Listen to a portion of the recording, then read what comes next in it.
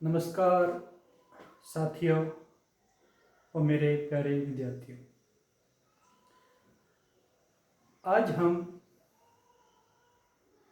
मांग अनुसूची के बारे में या मांग तालिका के बारे में पढ़ेंगे। पिछले वीडियो में हमने मांग व मांगे की मात्रा के बारे में अध्ययन किया था। आज हम मांग अनुसूची के बारे में पढ़ेंगे। तो ये मांग अनुसूची क्या है? डिमांड स्केड्यूल और demand schedule. What is demand schedule and we can say what is demand schedule. सो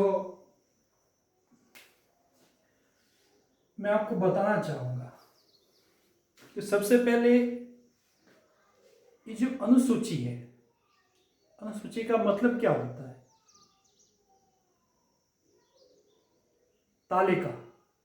अनुसूची का मतलब क्या होता है? तालिका। और तालिका का अर्थ क्या होता है? तालिका को हम स्तंभों और पंक्तियों के समूह के रूप में बताते हैं। कैसे? ये स्तंभ है, ये पंक्तियां है, ये स्तंभ है, ये पंक्तियां है, ये स्तंभ है, ये पंक्तियां है। इस तरीके से हम इनके समूह के रूप में पिरोते हैं तो ये एक तालिका बन जाती है। ये इसका बेसिक अर्थ है, इसलिए मैं आपको बता रहा हूं। लेकिन हमारे अंतर्गत तो हमें केवल अर्थशास्त्र से संबंधित पढ़ना है, अतः मैं आपको फिर अपने टॉपिक की तरफ लेके जाता हूं कि मांग अनुसूची क्या है। तो जैसे आप तालिका के बारे में जानते हैं, तालिका में कॉलम और पंक्तियां होती है, तो वहां हम अपने डेटा को पिरोते हैं, प्रेजेंट करते हैं, टेबुलेशन करते हैं। तो मांग अनुसूची, मांग के बारे में पढ़ लिया कि मांग क्या है,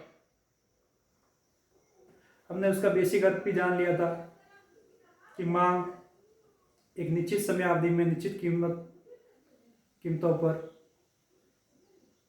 किसी वस्तु को खरीदने की इच्छा, क्रय शक्ति और तत्परता ही मांग कहलाती है। और फिर हम इसको सामान्य रूप में लें तो मांग से अभिप्राय विभिन्न कीमतों पर मांगे जाने वाली विभिन्न मात्राएं जो उपभोक्ता खरीदने के लिए तैयार है, उनको हम मांग कहते हैं। अब मांग के अंतर्गत हमने पिछले वीडियो में पढ़ा था कि अलग अलग कीमतें होती है और अलग अलग उसकी क्वांटिटी डिमांडेड होती है। तो उसी डेटा को हम जैसे ही तालिका में पिरोते हैं, प्रेजेंट करते हैं, प्रस्तुत करते हैं, तो वह मांग अनुसूची बना जाती है। तो यहाँ पर कोई ज़्यादा कठिनाई वाली बात नहीं है समझने में। मांग अनुसूची वह तालिका है जो किसी वस्तु की विभिन्न कीमतों और उन पर खरीदी की मात्रा के संबंध को प्रकट करती है। मात्रा के संबंध को प्रकट करती है।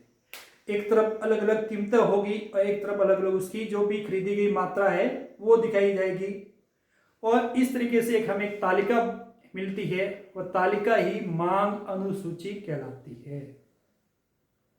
इसको एक लाइन में हम कहें तो एक वस्तु की मांग को तालिका में प्रस्तुत करना मांग अनुसूची कहलाता है।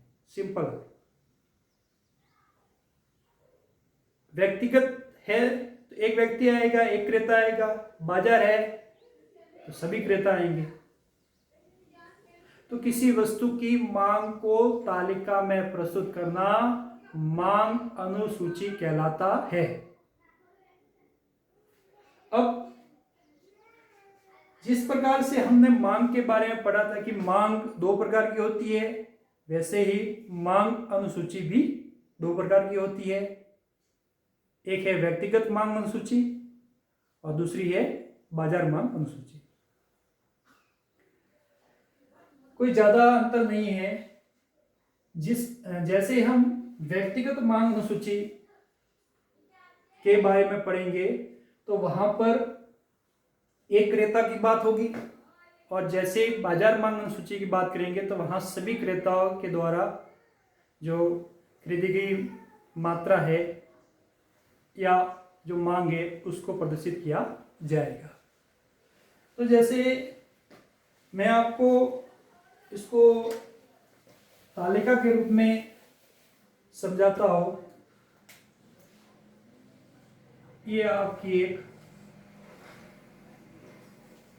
तालिका है जहां एक तरफ प्राइस दी गई है और दूसरी तरफ क्वांटिटी। तो हम इसको 4 3 2 1 1 2 3 4 एक उदाहरण के रूप में हम समझ रहे हैं कि आपकी डिमांड स्केड्यूल या डिमांड शेड्यूल क्या होती है। तो एक तरफ प्राइस दी गई है, एक तरफ क्वांटिटी दी गई है, इसको हमने तालिका में पिरोया है, प्रस्तुत किया है। तो ये आपकी मांग सूची बन जाती है। अब यहाँ पर एक क्रेता के बारे में बताया गया है, एक क्रेता की मांग के बारे में बताया गया है, तो व्यक्तिगत मांग कहलाती है। और जैसे ही हम इसको आप 2-3 क्रेताओं के साथ में बताते हो, जैसे मैं आपको बताना चाहूंगा कि यहाँ पर हम इस तालिका का विस्तार कर लेते हैं।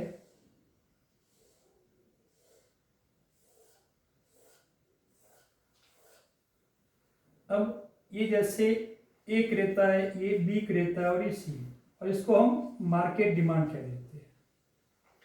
इसने एक मांग की थी तो इसने 2, उदाहरण के तौर पर 3 4 5, इसको हम लेते हैं 3 4 5 और 6। अलग अलग क्रेताओं की अलग अलग स्थिति होती है, उसके हिसाब से वह अपनी वस्तुओं को खरीदता है अपनी आवश्यकता अनुसार।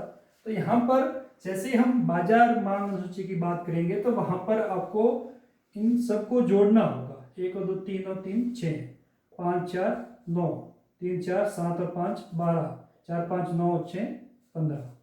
तो ये जो है ये आपकी बाजार मांग कहलाएगी। और जैसे आप केवल व्यक्तिगत मांग अनुसूची के बारे में बता रहे हैं तो आपको केवल 2 ही कॉलम का उपयोग करना है। और जैसे आप मार्केट डिमांड के बारे में समझाने का प्रयास करें तो इस तरीके से भी समझा सकते हैं, और इन तीनों को आपको बीच में से एक प्रकार से हटा देना है और इसके साथ में मिला लेना है, तो 2 ही कॉलम बनेंगे। लेकिन यहां पर वो आएगी सभी क्रेताओं की मांग रहेगी। क्या आएगी? सभी क्रेताओं की मांग। तो इस तरीके से आपने मांग अनुसूची के बारे में पढ़ लिया होगा और समझ चुके होंगे, क्योंकि ये बहुत ही सिंपल है, इसमें कोई ज़्यादा कठिनाई का स्तर नहीं है। एक बार पुनः मैं बताना चाहूँगा कि मांग अनुसूची क्या है। किसी वस्तु की मांग को तालिका में प्रस्तुत करना ही मांग अनुसूची कहलाती है, जहाँ पर अलग अलग कीमतें होती है और अलग अलग मात्राएं होती है। उसको हम जैसे तालिका में प्रस्तुत करते हैं तो वह मांग अनुसूची कहलाती है। मांग अनुसूची भी मांग की तरह 2 प्रकार की होती है, जैसे बाजार मांग और व्यक्तिगत मांग होती है, व्यक्तिगत और बाजार मांग होती है। वैसे व्यक्तिगत मांग अनुसूची और बाजार मांग अनुसूची, एक क्रेता के द्वारा जो की गई मांग है उसको तालिका में प्रस्तुत करते हैं तो वो व्यक्तिगत मांग अनुसूची कहलाती है, और सभी क्रेताओं के द्वारा की गई मांग को तालिका में प्रस्तुत करते हैं तो बाजार मांग अनुसूची कहलाती है। इसको इस रूप में भी ले सकते हैं, एक वस्तु की मांग को तालिका में प्रस्तुत करने पर जो प्राप्त होता है उसे मांग अनुसूची कहलाती है। व्यक्तिगत एक क्रेता के द्वारा की गई मांग को तालिका में प्रस्तुत करने पर जो प्राप्त होता है उसे व्यक्तिगत मांग अनुसूची, सभी क्रेताओं के द्वारा की गई मांग को तालिका में प्रस्तुत करने पर बाजार मांग अनुसूची। और इसी तरह हम आगे भी अध्ययन करते रहेंगे। अतः मैं आपको कहना चाहूँगा कि आप अच्छी तरह से समझ गए होंगे। एक बार पुनः आप सभी साथियों से निवेदन करना चाहूँगा कि आप हमारे यूट्यूब चैनल को सब्सक्राइब करें, वीडियो को लाइक करें, शेयर करें और बेल आइकन को क्लिक करें, ताकि मैं आपको वाणिज्य अर्थशास्त्र से संबंधित जानकारी वीडियो के माध्यम से आपको जानकारी देता रहूँगा। जय हिंद, जय भारत।